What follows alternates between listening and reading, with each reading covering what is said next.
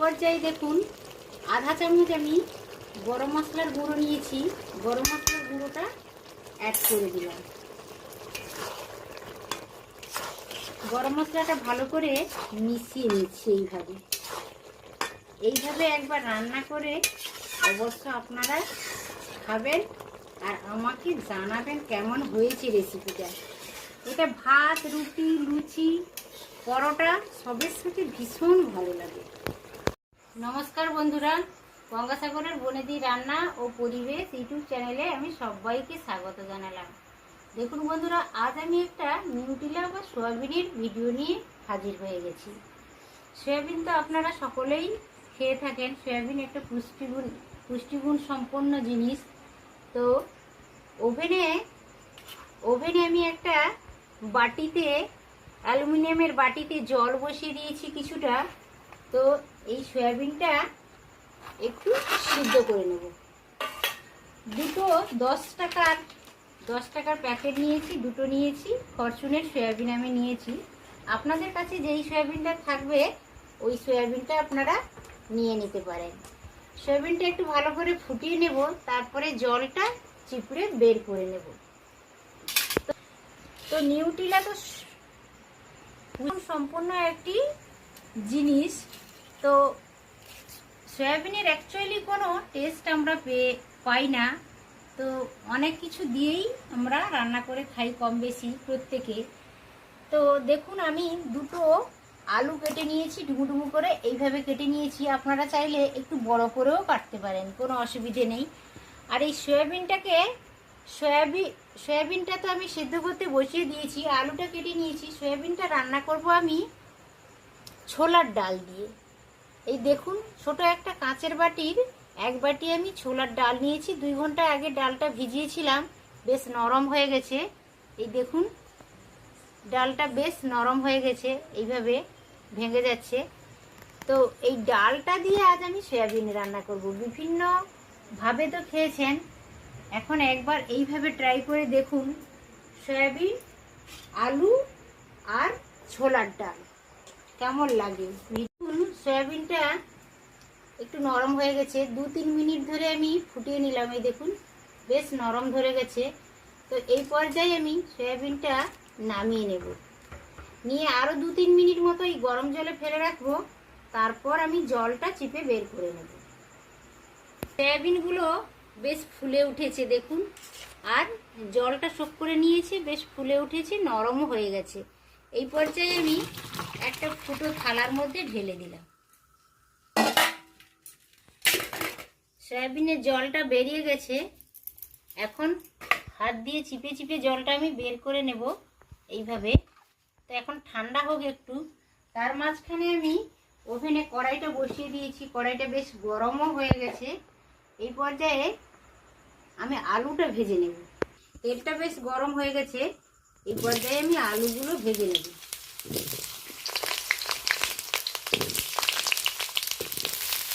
হলুদ দিয়ে দিলাম অল্প, প্রয়োজন মতো লবণ দিয়ে দিলাম। হলুদটা দিয়ে বেশ কয়েকবার নেড়ে চেড়ে আলুটাকে ভালো করে ভেজে নেব। রান্নাটা আমি সরষা তেলেই বরাবর করে থাকি বন্ধুরা। তো সরষা তেলে আলুটা ভেজে নিচ্ছি। আলুটা এখন ভাজা হোক, মশলাপাতিগুলো আপনাদের দেখিয়ে দিই। তো 1 বাটি তো ছোলার ডাল নিয়ে নিয়েছি। 2 ঘন্টা আগে থেকে ভিজিয়ে রেখেছিলাম, বেশ নরমও হয়ে গেছে। ফোড়নের জন্য এই দেখুন 3টা এলাচ নিয়েছি, একটা ছোট্ট দারুচিনি স্টিক নিয়েছি, একটা তেজপাতা, একটা শুকনো লঙ্কা নিয়েছি। আর এই দেখুন 1 ইঞ্চির অল্প বেশি আদা আর কয়েক কোয়া রসুন, আমি 4-5 কোয়া রসুন, 1 ইঞ্চির অল্প একটু বেশি আমি আদা একসাথে পেস্ট করে এনেছি। আর পেঁয়াজ দুটো ছোট ছোট করে কেটে এনেছি, একটা টমেটো ডুমো করে কেটে নিয়েছি। আর এখানে দেখুন দুটো কাঁচা লঙ্কা আমি একেবারে চিড়ে নিয়েছি, আর কিছুটা ধনেপাতা নিয়েছি। তো এই পর্যন্ত হয়ে গেল। ওইদিকে আলুটা ভেজে নেব। সয়াবিনগুলো এইভাবে চিপে আমি জলটা বের করে নিচ্ছি। দেখুন সয়াবিনটা নরম হয়ে গেছে, ফুলে উঠেছে। এই পর্যায়ে আমি বেশ ঠান্ডাও হয়ে গেছে একটু। এই পর্যায়ে সয়াবিনটা হাতের সাহায্যে চিপে আমি জল বের করে নিচ্ছি। আলুটা বেশ ভাজা ভাজা হয়ে গেছে। এই পর্যায়ে কড়াই থেকে আমি আলুগুলো তুলে নিচ্ছি। বেশ লালচে হয়ে গেছে। আলুটা ভাজার পরে কড়াইতে অল্প তেল ছিল, আর 1 টেবিল চামচ আমি তেল দিয়ে দিলাম। এই পর্যায়ে আমি জল চিপে রেখেছিলাম, জলটা বের করে নিয়েছি সয়াবিন থেকে। তো সয়াবিনটা এই তেলেই আমি ভেজে নেব। গ্যাসের ফ্লেমটা মিডিয়াম আছে।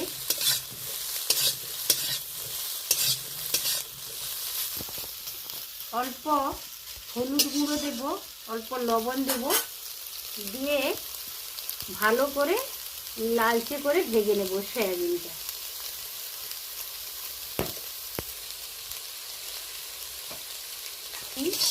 সয়াবিন ভাজার সময়ও আমি লবণ হলুদ ব্যবহার করলাম। তো পরে যদি প্রয়োজন হয় দেব, না প্রয়োজন হলে দেব না।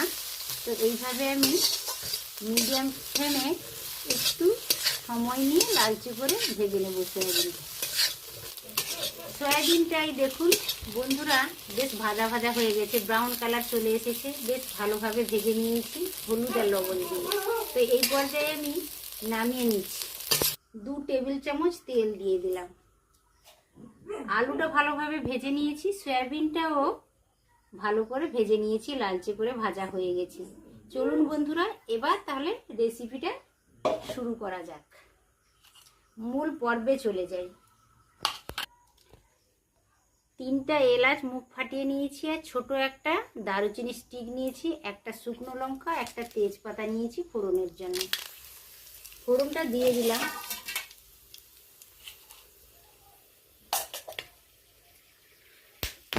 ফোড়ন থেকে একটা সুন্দর অ্যারোমা চলে আসছে। এই পর্যায়ে আমি পেঁয়াজটা দিয়ে দেব। পেঁয়াজ টমেটো আমি একসাথেই দিয়ে দিলাম, আর চেরা কাঁচা লঙ্কা দুটো দিয়ে দিলাম।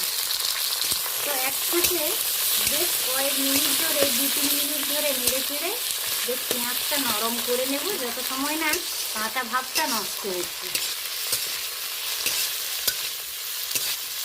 আলু সয়াবিন ভাজার সময় আমি লবণটা ব্যবহার করেছি, সেই কথা মাথায় রেখে অল্প আমি লবণ ব্যবহার করলাম। আর এই পর্যায়ে আধা চামচ আমি চিনিও ব্যবহার করলাম। চিনিটা ক্যারামেলাইজ হয়ে তরকারির কালারটাও খুব সুন্দর চলে আসে এই সময় যদি চিনিটা ব্যবহার করা হয়। তো এইটা বেশ ভালো করে নেড়ে চেড়ে নেব। লবণটা দিয়েছি, তাড়াতাড়ি পেঁয়াজ টমেটোটা গলে যাবে। আমার চ্যানেলকে সাবস্ক্রাইব করে বন্ধুরা আমার পাশেই থেকে যান, বরাবরের মতো বনেদি পরিবারের একজন সদস্য হয়ে যান।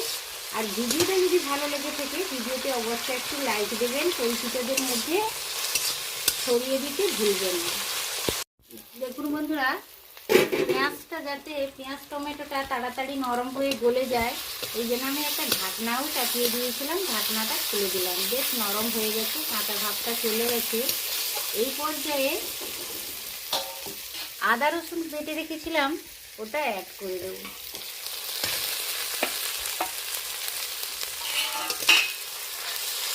আবারও ভালো করে একটু 2-4 সেকেন্ড নেড়ে নেব, নেড়ে চেড়ে নেব ভালো করে। রসুনের সাথে আদা রসুন পেঁয়াজ টমেটো বেশ 3-4 মিনিট ধরে ভালো করে আমি কষিয়ে নিলাম। বেশ কাঁচা গন্ধ চলে গেছে। এই পর্যায়ে আমি অল্প গরম জল ব্যবহার করলাম 1 চামচ মতো। গ্যাসের ফ্লেমটা হালকা বাড়িয়ে দিলাম। গুঁড়ো মশলাগুলো অ্যাড করব, তার আগে অল্প জল দিলাম যাতে তলাতে না ধরে যায় বা পুড়ে যায় এর জন্য। আমি আধা চামচেরও কম হলুদ গুঁড়ো দিয়ে দিলাম। কাঁচা লঙ্কা দুটো চিড়ে দিয়েছি, এই জন্য আমি আধা চামচের কম দিলাম। ঝালের জন্য গুঁড়ো লঙ্কার পরিমাণটা আপনারা একটু বাড়িয়েও নিতে পারেন, কমিয়েও নিতে পারেন। আধা চামচ দিয়ে দিলাম ধনে গুঁড়ো, অল্প একটু বেশি দিলাম জিরে গুঁড়ো। মশলাগুলো আমার দেওয়া হয়ে গেছে। এইটা ভালো করে কষিয়ে নেব। সমস্ত কিছু মশলাগুলো একসাথে তেল ছাড়া পর্যন্ত ভালো করে কষিয়ে নেব। মশলাটা বেশ ভালোভাবে কষানো হয়ে গেছে, হালকা তেলও রিলিজ করতে শুরু করেছে। এই পর্যায়ে আমি অল্প ধনেপাতা ব্যবহার করলাম, আর অল্প রেখে দিলাম, এটা পরে ব্যবহার করব। এই সময় ধনেপাতাটা ব্যবহার করলে তরকারিতে বেশ ভালো লাগে খেতে। এই পর্যায়ে বন্ধুরা দেখুন মশলাটা তো কষানো ভালোভাবে হয়ে গেছে। এই পর্যায়ে আমি ছোলার ডালটা ভিজিয়ে রেখেছিলাম, বেশ নরম হয়ে গেছে, ছোলার ডাল ব্যবহার করলাম এই পর্যায়ে। এইটা ভালো করে কষিয়ে নেব মশলার থেকে। রান্না করা যায়, খেতে কিন্তু অত্যন্ত সুস্বাদু হয়। একবার আপনারা ট্রাই করে দেখবেন, আমাকে কমেন্টের মাধ্যমে জানাবেন যে কেমন হয়েছে রেসিপিটা। ছোলার ডালটা মশলার সাথে কষানো মশলার সাথে বেশ 2-4 থেকে নেড়ে নিলাম, আর বেশি নাড়ার প্রয়োজন নেই। এরই মাঝখানে আমি ভেজে রাখা আলু আর ভেজে রাখা সয়াবিনটা যোগ করে দিলাম। সমস্ত মশলা আর ছোলা একই সাথে সয়াবিন আলু ভালো করে কষিয়ে নিচ্ছি। বেশ কয়েক সেকেন্ড ধরে সমস্ত কিছু মশলার সাথে সয়াবিন, আলু আর ছোলার ডাল একই সাথে আমি ভালো করে কষিয়ে নিলাম। তো এবার আমি গরম জলটা দিয়ে দেবো। কষানো হয়ে গেছে, কষানো তরকারিটা থেকে একটা দারুণ সুন্দর গন্ধও চলে আসছে বন্ধুরা। এই তরকারিটা শুধু যে গরম ভাতের সাথে ভালো লাগে তাই নয়, লুচি, পরোটা, রুটির সাথেও বেশ সমান তালে ভালো লাগে। এই পর্যায়ে ভালোভাবে কষানো হয়ে গেছে, গরম জলটা অ্যাড করছি। তরকারিটা মাখো মাখো হবে, বেশি জলের প্রয়োজন নেই। এইভাবে আমি জলটা ব্যবহার করলাম। একটা ঢাকনা চাপিয়ে দিয়েছিলাম, ঢাকনাটা খুলে নিলাম। হালকাভাবে তরকারিটা একটু নেড়ে দিলাম। আলুটা এই দেখুন ভালোভাবে কুক হয়ে গেছে, আর ছোলার ডালও ভালোভাবে কুক হয়ে গেছে। এইভাবে তরকারি রান্না করে অবশ্য খাবেন বন্ধুরা, খেতে ভীষণই ভালো লাগে। তো এই পর্যায়ে তরকারিটা দেখতেই পাচ্ছেন আপনারা, বেশ মাখো মাখো হয়ে গেছে। এই পর্যায়ে আমি বাদবাকি যে ধনেপাতাটা রয়েছে, প্রথমে আমি কিছুটা দিয়েছিলাম আর কিছুটা রেখে দিয়েছিলাম, এটা এখন দিয়ে দিলাম। পর্যায়ে দেখুন আধা চামচ আমি গরম মশলার গুঁড়ো নিয়েছি, গরম মশলার গুঁড়োটা অ্যাড করে দিলাম। গরম মশলাটা ভালো করে মিশিয়ে নিচ্ছি। এইভাবে একবার রান্না করে অবশ্য আপনারা খাবেন আর আমাকে জানাবেন কেমন হয়েছে রেসিপিটা। এটা ভাত, রুটি, লুচি, পরোটা সবের সাথে ভীষণ ভালো লাগে। দেখুন বন্ধুরা ছোলার ডাল, সয়াবিন আর আলুর তরকারিটা আমার একেবারে রেডি হয়ে গেছে খাওয়ার জন্য। তো এইভাবে আপনারাও ট্রাই করে দেখবেন, আর কেমন হয়েছে আমাকে অবশ্য কমেন্টের মাধ্যমে রিপ্লাই দেবেন। আশা করছি ভিডিওটা সকলেরই ভালো লেগেছে, আর ভিডিওটা যদি ভালো লেগে থাকে অবশ্যই একটি লাইক দেবেন ভিডিওতে, আর পরিচিতদের মধ্যে শেয়ার করবেন। আর ছোট্ট ইউটিউবারের চ্যানেলটিকে নিত্য নতুন ভিডিওর আপডেট পাওয়ার জন্য সাবস্ক্রাইব করে রেখে দেবেন। বরাবরের মতো বনেদি পরিবারের একজন সদস্য হয়ে যাবেন। আজ তাহলে আসি, বিদায় নিচ্ছি আজকের ভিডিও থেকে। সবাই সুস্থ থাকুন, ভালো থাকুন, আবার নতুন রেসিপি নিয়ে হাজির হয়ে যাব। নমস্কার।